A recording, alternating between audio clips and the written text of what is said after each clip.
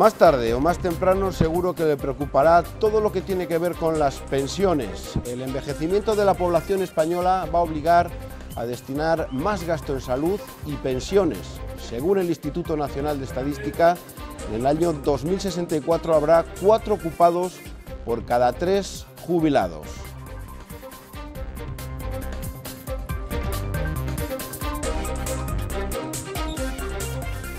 Hola, ¿qué tal? Muy buenas noches. Toda la vida trabajando, quien tiene la suerte de hacerlo, y resulta que nadie nos asegura que vayamos a cobrar la pensión.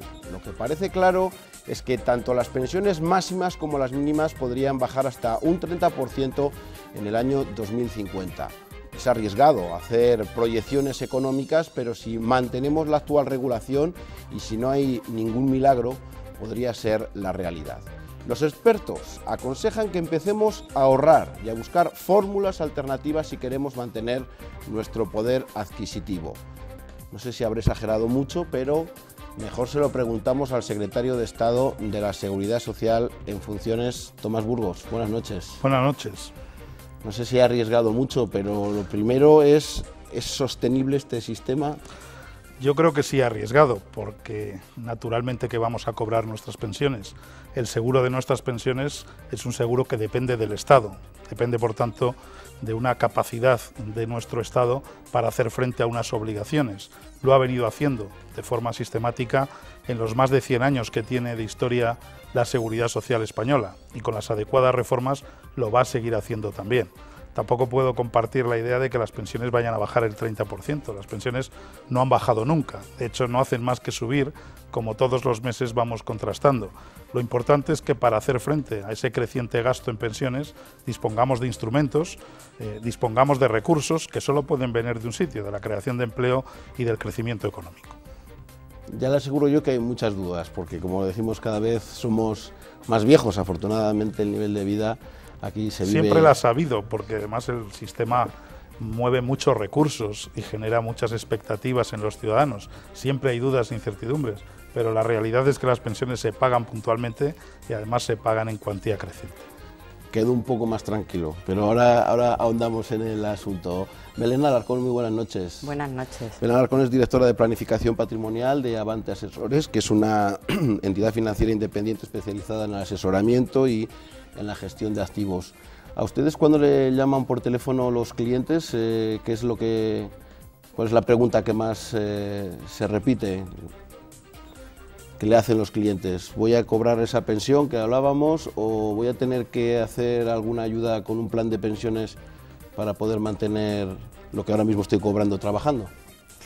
Pues es una buena pregunta. Es verdad que en los últimos años pues, se ha incrementado la preocupación en relación al futuro, pero la realidad es que la vivimos bastante en tercera persona. O sea, a la hora de decidir hay que hacer algo o puedo hacer algo en un futuro incierto, pues tienes que animar tú más al cliente, que el cliente se anime a sí mismo. Desde nuestro punto de vista, cuando tú tienes un escenario incierto, puede ser que sí, puede ser que no, lo mejor que puedes hacer es planificar con lo que depende de ti, no con lo que depende pues, de una población, de unas decisiones políticas, de cosas que son ajenas a tu voluntad. Nosotros cuando trabajamos con los clientes y le hacemos un plan que le asegure jubilarse como quiere, tener tranquilidad futura a base de renunciar a algunas cosas a día de hoy, ponemos el 50% de lo que da la Seguridad Social hoy en los cálculos, diciendo no sé si te va a dar el 50 o el 100, lo que sí sé es que quiero que tengas un plan que te ayude a jubilarte como quieres, que al fin y al cabo pues es de lo que se trata, ¿no? Y el secretario general de Comisiones Obreras en Castilla y León, Ángel Hernández, buenas noches. ¿Se fía del Estado o se fía más de lo que puede hacer uno por sí mismo? No, yo me fío del Estado, además estoy de acuerdo con el secretario de Estado, ¿no? Yo llevo escuchando desde hace por lo menos 30 y tantos años que en el año 2000 quebraba el sistema, luego en el 2010, luego en el 2020 y ahora ya será cuando sea, ¿no? Bueno, aquí hay muchos intereses creados porque se mueve mucho dinero, ¿eh? Entonces, en primer lugar, yo creo que la Constitución española reconoce que las pensiones es un derecho de todos los españoles y por lo tanto es una obligación del Estado, ¿eh?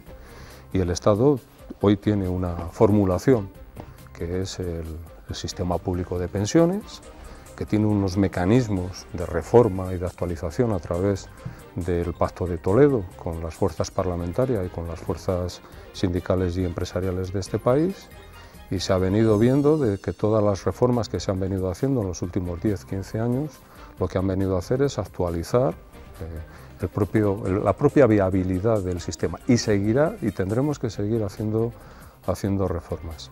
Pero luego yo creo que es que no se puede confundir a la gente. O sea, yo creo que aquí nadie tiene asegurada hoy una pensión para dentro de 15 años ni 10 años. Digo asegurada en una cuantía, porque ahí se confunde a la gente que parece que es que el Estado dice tú vas a tener esta pensión dentro de 25 años. No, no. Las pensiones subirán y bajarán en función de las bases de cotización, es decir, de los salarios e ingresos que tengamos. Por lo tanto, si los ingresos, los salarios del país bajan, la expectativa de pensión bajará, pero no por otra cuestión. Y para acabar, si los salarios bajan y la capacidad de ahorro de la gente es menor, la gente, o una gran mayoría de la gente, no podrá comprar otros tipos de prestaciones de complementarias, con las que no estamos en desacuerdo. Simplemente que malamente alguien que gana 800 euros va a tener dinero para complementarse una pensión. Simplemente dejo eso ya de entrada. Hablaremos de la base de cotización y también de esos contratos precarios que seguro perjudican el dinero que va a la seguridad social. Nos acompaña también Soraya Rodríguez, buenas noches. Hola, buenas noches. Presidenta del PSOE de Castilla y León. Tenemos aquí Partido Popular, aunque es secretario en funciones, Partido Socialista. Hablábamos en un tema tan delicado como este, ¿por qué tampoco se acaba de ver que haya un pacto de Estado por las pensiones y en el fondo garantizar la financiación de las pensiones públicas? Bueno, la verdad es que un pacto de Estado sobre la sostenibilidad del sistema de pensiones ha habido. Lo hubo en el 95, en 1995, y fue un acuerdo de las fuerzas políticas parlamentarias, del Partido Popular, Partido Socialista, sindicatos y empresarios. Lo hubo también en el 2011 y, lamentablemente, en la última reforma, la ley de 2013, ha roto ese consenso, doble consenso, un consenso parlamentario, y rompió también el consenso social necesario con sindicatos y empresarios. Pero dicho esto, estoy absolutamente esperanzada de que podamos recuperar ese consenso. Pacto de Toledo en el ámbito parlamentario y consenso social con sindicatos y empresarios. A partir de aquí, que creo sinceramente que fue un error romper ese consenso, estoy de acuerdo con Tomás Burgos, estoy de acuerdo con Ángel, que indudablemente las pensiones en este país están aseguradas. Llevamos mucho tiempo escuchando la posible quiebra del sistema, pero las pensiones es un derecho, no es un negocio, aunque indudablemente yo no estoy en contra de los negocios, pero yo hoy estoy aquí hablando como el derecho a la pensión reconocido en la Constitución y por el que hemos estado trabajando durante todos estos años. Es un derecho además fundamental que cambia la vida de la gente para que cuando uno ya no tiene fuerzas para trabajar tenga garantizada esa asistencia mínima. Cuando hemos ido avanzando en la construcción de este modelo, pensiones no contributivas, siempre hemos oído los cantos de sirena de el sistema quebrará, no será posible. El sistema tiene problemas. Tenemos un problema a largo plazo, envejecimiento de la población, y tenemos un problema coyuntural, a corto plazo, que ha venido provocado por la crisis económica, caída de la población activa, indudablemente también por algunas medidas que nosotros no hemos compartido con este Gobierno y que han ahondado en este problema. La bajada salarial, la precarización de los salarios, el utilizar determinadas políticas públicas de incentivo de empleo a costa del Fondo de la Seguridad Social, pero dicho esto, con unas discrepancias importantes, lo que yo sí que quiero trasladar aquí es un mensaje muy claro, y en este sentido, de acuerdo con Tomás y de acuerdo con Ángel, el sistema es un sistema fuerte, es un sistema sólido, habrá que trabajar, hay que llegar a acuerdos para reformarle, pero ni mucho menos podemos abrir una duda en torno a que el sistema quiebra en un plazo determinado. Dejar algo para después, dejar algo para después, dejar algo para después. Bueno, el futuro es incierto, pero no parece que vaya a haber una inmigración masiva en los próximos años que compense la proporción actual de población activa que escuchábamos. El envejecimiento de la población española tendrá efectos en el mercado laboral. Los datos aportados por la patronal COE en su último informe son muy preocupantes, algunos casi contradictorios, ya que el envejecimiento propiciará una caída del paro al 8% en 10 años. Eso sí, cada 100 trabajadores en activo tendrán que soportar a 35 mayores de 65 años, de más de 65 años. Población más envejecida y menos personas en el mercado laboral. Según los empresarios, es la combinación perfecta, unida a la recuperación económica y la creación de empleo, para que el paro disminuya. Si se cumple ese escenario en 2017, pues estaríamos en una tasa de paro del 18%. Si se cumple en 2025, estaríamos en una tasa de paro del 8%. El escenario en cuestión tiene que ver con la evolución de la población en España. Tan relevante es el descenso de la población como su envejecimiento. Hay 2 millones menos de personas entre 15 y 35 años y, sin embargo, hay casi 5 millones más entre 35 y 64 años. España es el segundo país del mundo, solo por detrás de Japón, con la ratio de envejecimiento más elevada, 69 personas de más de 65 años por cada 100 habitantes, cuando la media es de 45 personas. Puede tener impacto, por supuesto, pues en temas de financiación. Cómo preveemos nosotros nuestras jubilaciones o cómo pretendemos plantearnos nuestras jubilaciones y qué cantidad de ahorro destinamos a unas cuestiones u otras. Según un estudio del Instituto Aviva y Caja España Vida, el 77% de los castellanos y leoneses cree que tendrá que trabajar más allá de la edad de jubilación para poder financiar su retiro. Para el año 2064, la COE ha previsto que haya solo 4 ocupados por cada 3 personas dependientes. Una situación a la que deberá plantear soluciones la Mesa del Pacto de Toledo y que también deberá abordar cuestiones como la hucha de las pensiones y hasta qué punto el Gobierno puede echar mano de ella. Según algunos estudios, en el año 2050 las pensiones máximas y mínimas habrán perdido un 30% de su valor. Habrá que revisar cuál es la sostenibilidad del sistema de pensiones, sino también cómo se distribuyen otras partidas de gasto, como puede ser, por ejemplo, educación en aquellos más jóvenes y sanidad y gastos sociales en aquellos pues que ya van teniendo más edad. Los empresarios creen incluso que esta evolución puede afectar a los hábitos de consumo, que la población joven se plantee comprar bienes de consumo duradero y que los mayores destinen mayor dinero al ahorro. Bueno, decíamos que estas proyecciones económicas son bastante complicadas y si hablamos del 2064, pues, no sé, todos muertos, ¿no? Como decía alguien por ahí. Pero algo de caso no le da a estos informes que da la COE. Bueno, es que estos informes no son nuevos, es decir, la demografía, si algo caracteriza la demografía es que es perfectamente previsible. Sabemos las personas que han nacido ya, sabemos las personas que van a tener una edad determinada y por lo tanto lo que tenemos que prever es un escenario en el que no permanezcamos pasivos. Todas estas proyecciones se hacen sobre un supuesto, y es que no va a haber cambios normativos. Es decir, lo primero que se dice, si nada cambia, en el año 2060 pasará esto. Bueno, es que no hay nada más alejado de la realidad que una seguridad social sin cambios. Es que la seguridad social está en permanente cambio y en permanente adaptación. Todos los gobiernos, y también este de forma especial, ha hecho importantes reformas. Es verdad que son reformas, al contrario de lo que dice la portavoz del Grupo Socialista, son reformas con consenso. Es que hemos aprobado varias leyes en esta legislatura con vuestro apoyo, con el apoyo del Partido Socialista, y eso es bueno, pero las leyes de seguridad social son permanentes. Las reformas normativas son continuas. En esta última legislatura hemos revisado, por ejemplo, toda la cotización del tiempo parcial.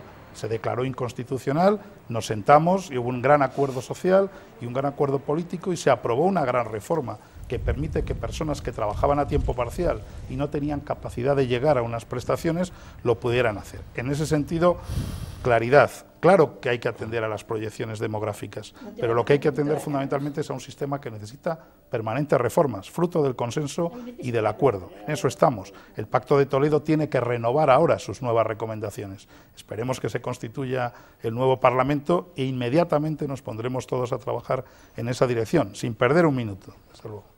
Referencias. Sí, yo creo que este es cuando hablamos de los asuntos de temas de Estado, tal, este es uno de ellos. Este es un tema un asunto de Estado, un tema de país, y necesita, desde luego, acuerdos y pactos también intergeneracionales entre los que hoy trabajan y están pagando la pensión de los pensionistas de hoy, pero también entre los que vienen detrás y pagarán las nuestras. Y, por lo tanto, requiere acuerdos de todas las fuerzas políticas y, desde luego, reitero, de sindicatos y empresarios. Y de eso, Tomás, en fin, no entro en una polémica hoy, pero es verdad que la reforma 2013 quebró ese acuerdo que hasta ahora habíamos mantenido, 2005, 1995, 2011. Pero no quiero mirar atrás. Es que vuestra reforma del 2011 no fue apoyada por el Partido Popular. Espero que en el futuro recobremos, sobre todo, ese gran pacto, ese gran acuerdo social. ¿Por qué?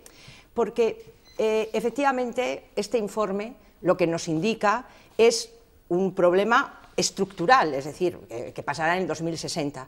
Pero hoy tenemos también un problema importante, que es un problema coyuntural, que está pasando ahora, donde la población activa ha disminuido, una pérdida importante de puestos de trabajo, pero tenemos que aplicar en estos momentos y ponernos de acuerdo en aplicar medidas en que en esta generación de empleo, en la generación de empleo que consigamos hoy, mañana, pasado, fortalezcamos, la base salarial, porque de la base salarial salen las cotizaciones, se engrosa el fondo de la seguridad social y podemos indudablemente establecer garantías de cotización. ¿No es una pequeña estafa que alguien que ahora esté trabajando y parte de su salario vaya para una pensión que posiblemente no cobre?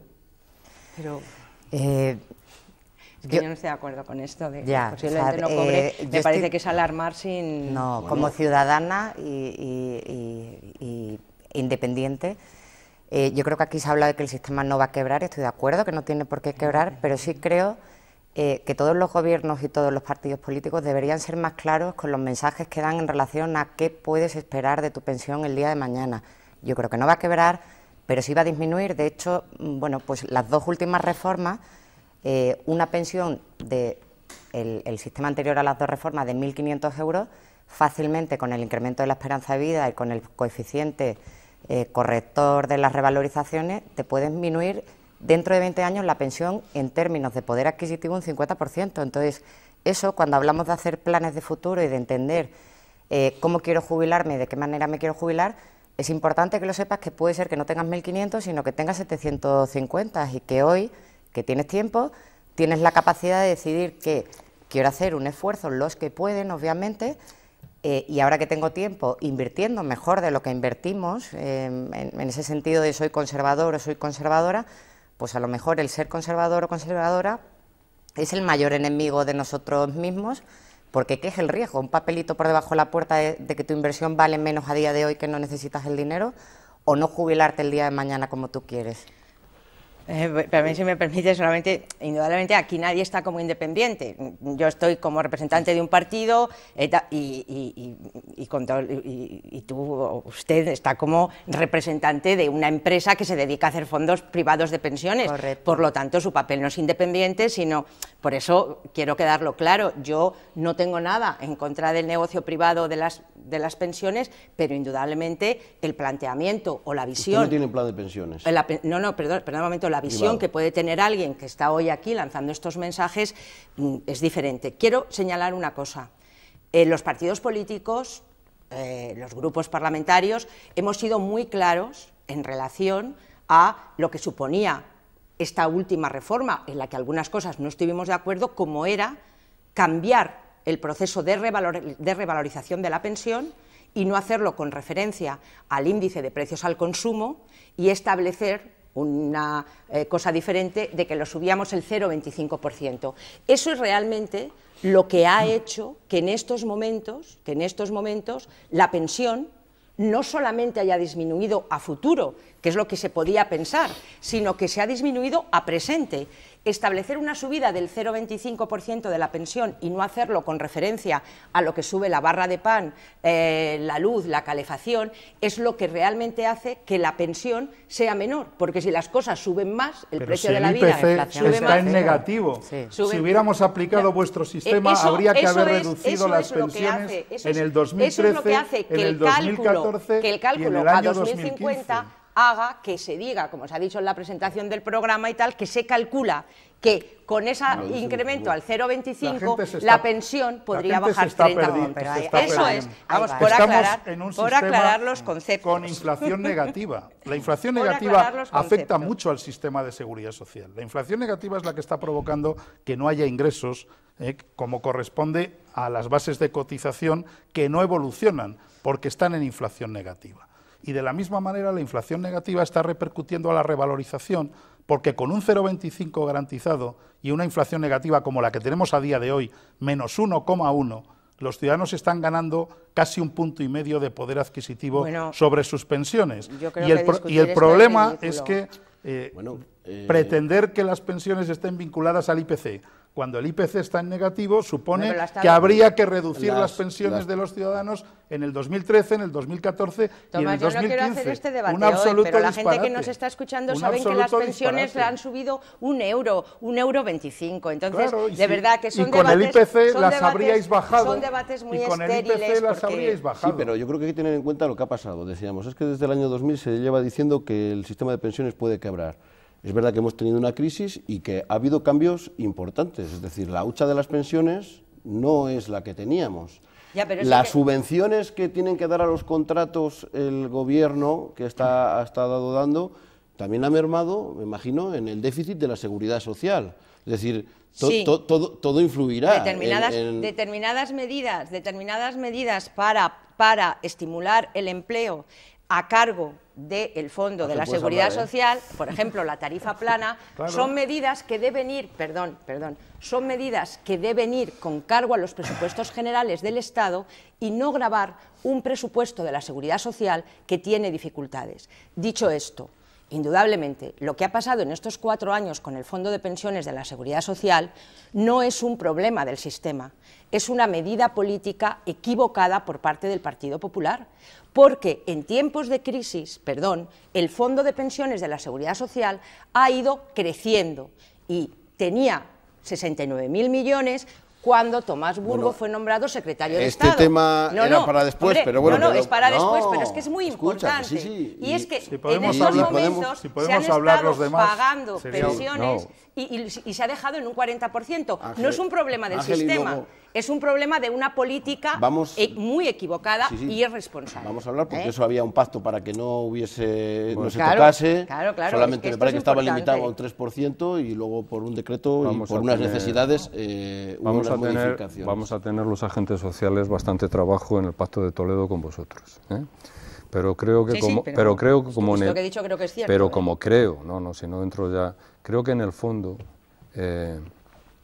salvo la parte que tiene, que es de parte, que tiene un negocio particular, nosotros tenemos un negocio colectivo de país, que son cosas diferentes, nos pondremos de acuerdo, porque entre otras cosas, esto es lo que afecta a 20 millones de trabajadores más 8 millones de pensionistas, que es el país.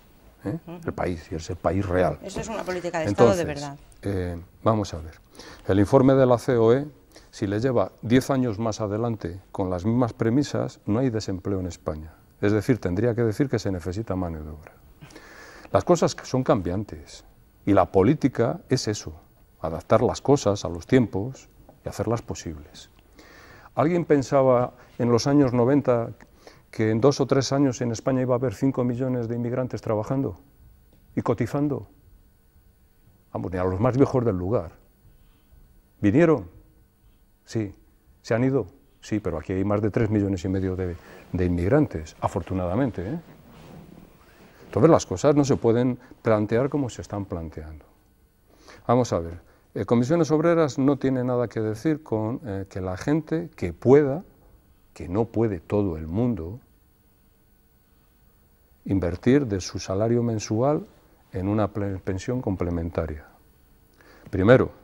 Usted no lo ha hecho. Ni lo pienso hacer. Entre otras cosas porque mi capacidad de ahorro, primero por ideología, porque yo estoy en lo colectivo. Segundo, porque mi capacidad de ahorro para que de verdad me quede una pensión cuando la pueda rescatar mínimamente decente, tengo que meter una serie de dinero que seguramente no voy a poder disponer de él. Y tercero, la gente que yo conozco que mete el dinero en planes de pensiones complementarios no lo hace por lo que le va a suplementar, porque en realidad es meter en un saco el dinero y ya le rescatarás. Es por la desgravación que tiene en la declaración de la renta. Que si eso se quitara, salía la gente huyendo de ahí, ¿eh? Que por cierto, ese es un tema que podíamos plantear. ¿Por qué no se hace que quien quiera cotice en el sistema público?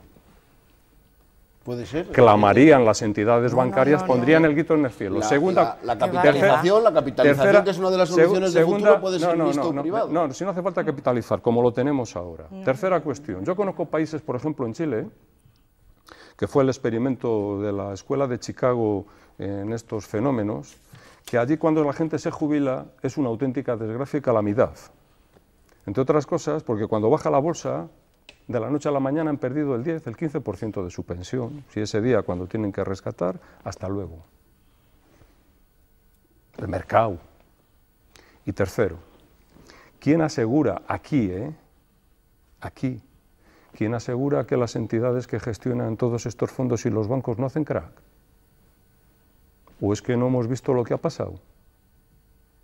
Porque mirar, aquí hay mucha gaita y mucho cuento, El día que el sistema público de pensiones haya hecho crack, ha hecho crack el país, con los fondos privados y todos los bancos.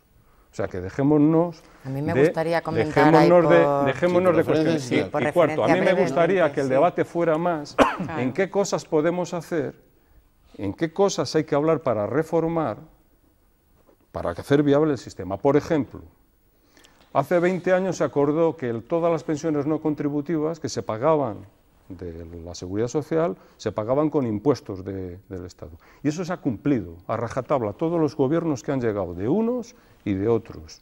Y hoy las no contributivas se pagan con impuestos. Por ejemplo, el 30% de... Espera un momento. Es que si no, se nos va bueno, pues nada, el 30% de las pensiones de viudedad y orfandad, que son el 30% del sistema, un 20% más o menos del dinero que se destina, eso en un plazo de 15 a 20 años hay que sacarlo de la caja a impuestos. ¿Por qué la caja tiene que estar solo para pagar las pensiones, tampoco para pagar tarifas planas, políticas activas de empleo y otra serie de cuestiones? Y tercero, y lo decimos aquí, y lo hemos dicho, al menos mi sindicato, si estamos en una situación excepcional y hay que subir la cotización de los empresarios y los sindicatos, hágase. Belén. Hágase.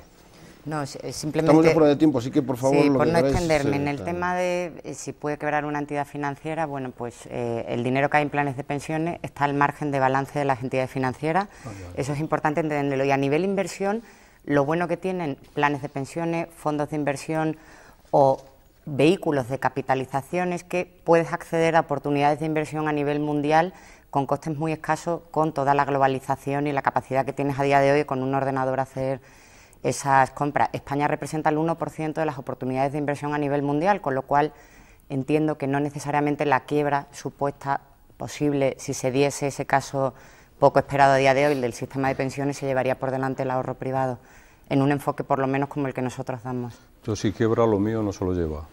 Ya. Vamos, yo quiero hablar sobre alguna de las cuestiones que plantean. Muy rápido, estamos primero, fuera de tiempo, o sea que hay que ir telegráficamente. Se han dedicado recursos a bonificaciones y reducciones en la cotización, siempre, con todos los gobiernos. Este es el que menos dedica 2.800 millones, cuando los gobiernos anteriores dedicaban más de 3.000.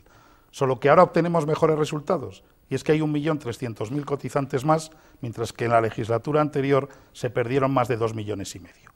Segunda cuestión, el fondo de reserva. Si algo está cumpliendo escrupulosamente el Pacto de Toledo, es la utilización del fondo de reserva, porque lo que el Pacto de Toledo decía es, ante una situación de crisis, ni bajar las pensiones, ni subir las cotizaciones. Y se recurrirá al fondo de reserva para superar la situación en la que nos encontramos. 3,5 millones de cotizantes perdidos aconsejaban la utilización del fondo de reserva, única y exclusivamente para pagar las pensiones contributivas en la cuantía que es necesario y garantizando esos dos objetivos, no subir cotizaciones para no encarecer el empleo y no reducir ni una sola prestación. Y en este país no se ha reducido ni una sola prestación, y en estos últimos 4 años hay más de 506.000 pensiones más en el sistema, y la pensión media ha subido el 14%, y las pensiones medias del sistema superan hoy los 900 euros la pensión total del sistema y los 1.000 euros la pensión de jubilación. Todas las pensiones han subido. Todas las pensiones han ganado poder adquisitivo. ¿Se utiliza el fondo de reserva? Claro. ¿Cómo es posible pensar que no se iba a utilizar con una caída del número de cotizantes de la dimensión que hemos tenido en esta crisis? Afortunadamente disponíamos de capacidades propias en el sistema de seguridad social. Y lo que tenemos que felicitarnos todos es que hace 15 años hubo un gran acuerdo para anticiparnos a una situación de crisis y se crearon unas reservas. Y ahora lo que tenemos que trabajar es para que dentro de 15 años, que seguro que habrá unos desafíos, entre ellos el demográfico, cuenten con una capacidad de respuesta por el sistema. Y para eso hacen falta reformas, y reformas como las que hemos adoptado. Y quiero recordar una cosa, cuando nosotros llegamos, las pensiones eran un problema muy serio para la Unión Europea, y descalificaba la situación de España, arguyendo precisamente que estábamos en una situación muy complicada. Ahora ya no hay recomendaciones a España en materia de pensiones. ¿Por qué? Porque se entiende que las reformas adoptadas son las necesarias y son las precisas. Lo que no es posible, pero no es posible que se llegue al gobierno cuando llega el Partido Popular con un fondo de reserva de 69.000 millones y eso sea un problema. Perdón, solamente quiero decir una cosa, si me permites, para terminar. Este es un asunto de país. Yo creo, este es un asunto de país, de verdad. Yo creo, no ha querido congelar las pensiones. Tomás, ya lo has dicho. Este es un asunto de país. Y ha utilizado el fondo para lo que por favor, Tomás, por favor, un minuto, un segundo de respeto. 30 segundos tenemos 30 segundos de respeto. Este es un problema de país, de verdad, en el que hay que actuar con responsabilidad, con acuerdo.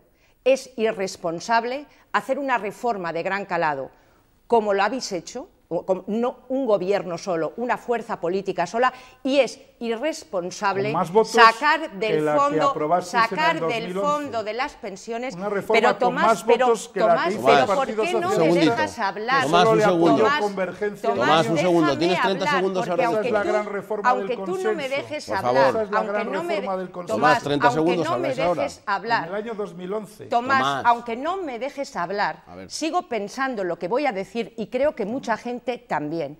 Es irresponsable que un partido solo, sin contar con los agentes sociales, sin contar con el resto de las fuerzas políticas, saque más de 40.000 millones del fondo de reserva de las pensiones, que es de los trabajadores, y de los empresarios y de la sociedad. Nunca más, y ese sería un primer acuerdo, nunca más un solo partido debe hacer eso. Pacto de Estado. Soraya, un segundito, ya es que estamos fuera de tiempo. Es que me ha costado decirlo, porque no lo quiere escuchar, pero yo lo pienso. 30 segundos que puedes aprovechar para esas posibles fórmulas de solución para la mejora, y en otras ocasiones que también te he escuchado del problema de que un trabajador en toda la vida laboral ha tenido una cotización muy fuerte y también por el problema de la crisis ha visto mermada su pensión por la situación en los últimos años que ha tenido, que no sé si esas son de las correcciones que se debería hacer en las pensiones. Vamos a ver, yo en principio Comisiones Obreras apoyó y firmó la reforma del año 2011.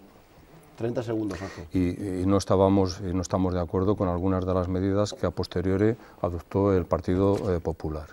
Pero agua pasada no mueve molino. Lo que ahora hay que hacer, seguramente en un contexto económico diferente al que se han tenido que tomar determinadas decisiones, es sentarse, seguramente sin redes sociales, ni seguramente despacho y muchas horas a intentar buscar entre todos posturas y soluciones, como se han venido haciendo, con vuestro gobierno, con el gobierno de José María Aznar, en fin.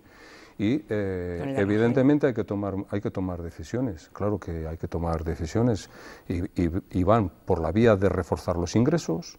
Claro, la primera es que si España sigue teniendo 3 millones de desempleados, y otros 3 millones de trabajadores en temporales y con jornada parcial, no es un problema de las pensiones, es un problema de España. Es un problema de España.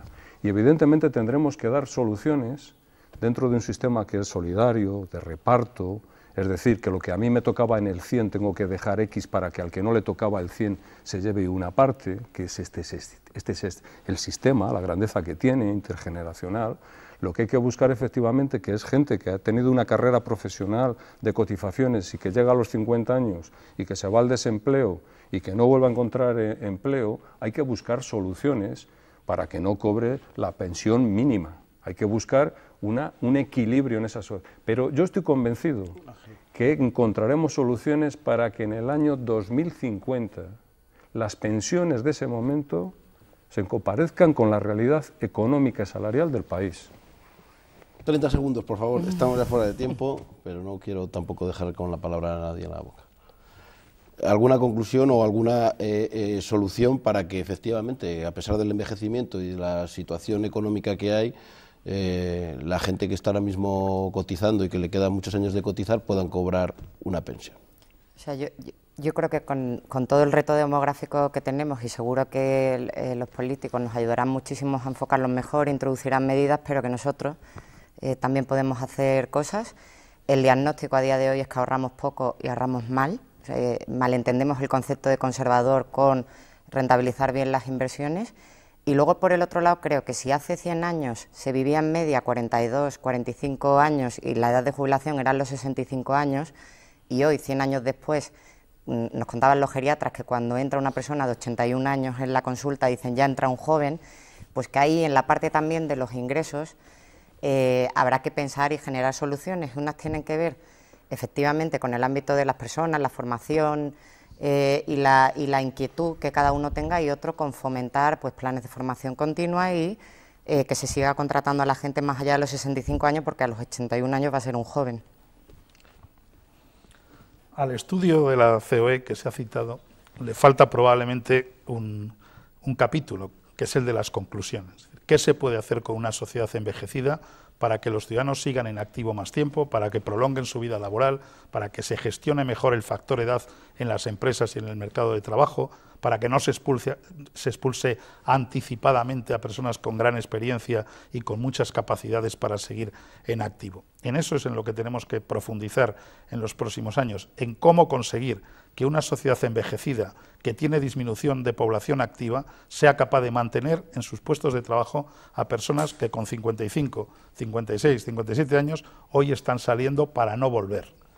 Solo una pregunta. ¿Cree que a los 65 años me voy a poder jubilar? Yo.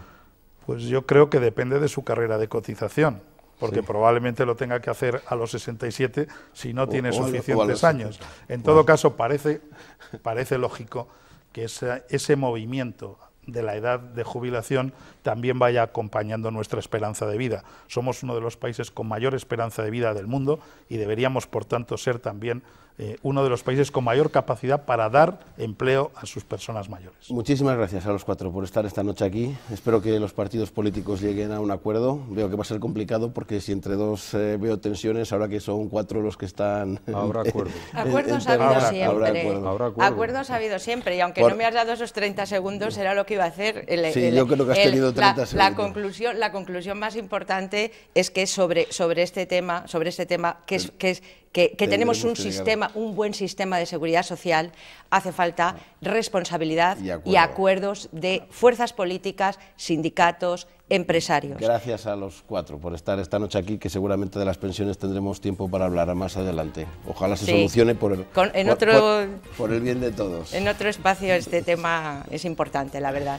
Y a ustedes también, muchísimas gracias por estar ahí. Nosotros volvemos ya el próximo miércoles. Hasta entonces, descansen.